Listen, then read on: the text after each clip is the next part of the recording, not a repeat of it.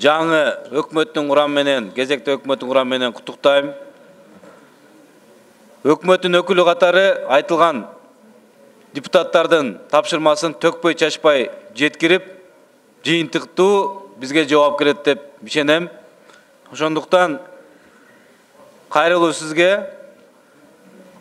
Сентябрь айында жаңылышпасам, Өзбекстандын чегинде 300дөн ашык вагон токтоп калды деп маселе көтөрүлүп, ушул жерде Сооронбай Шарипович дагы мен жеке көзөмөлгө алам деп айткан сөзү бар экен стенограммада. Бүгүнкү күндө да ушундай кырдаал жаралып атат. Эмнегедир ишкерлердин вагондору Өзбекстан чегинде токтоп турат, себепсиз. Ал албетте экономикага, ишкердин иш аракетине түздөн түз таасир берип атат. Ошону көзөмөлгө алып чечип берсеңиздер. Мына мамиле бир топ жакшы болуп калды деп биз да көрүп атабыз телевизордон.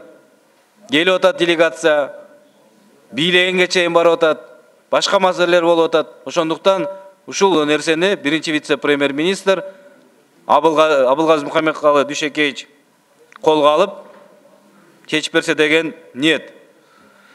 Экинчи маселе, урматтуу Ашырбек Мойдонович, Базаркоргон району боюнча бир топ ийгиликтүү иштер болду өкмөт тарабынан. Мектептер салынды, жолдор оңдолду. Ошол эле мезгилде көйгөй маселелер дагы бар экен.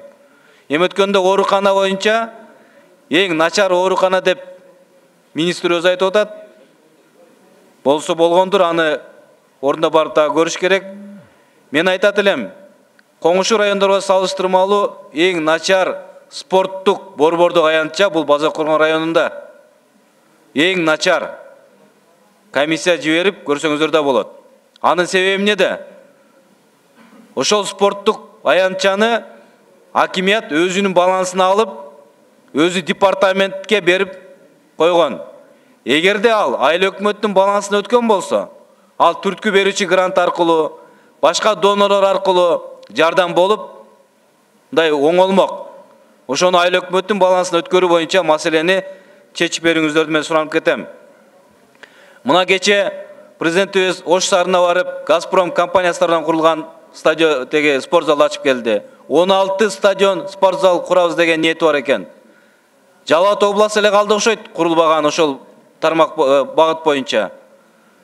Мен сунушталат элем, суранып кетет элем, ушул Газпром компаниясы Жалал Абад областына да куруп, ошонун катарына Базаркоргон районуна куруп койсо, бул район борбору, областтын борбору катары баарына жетишмек.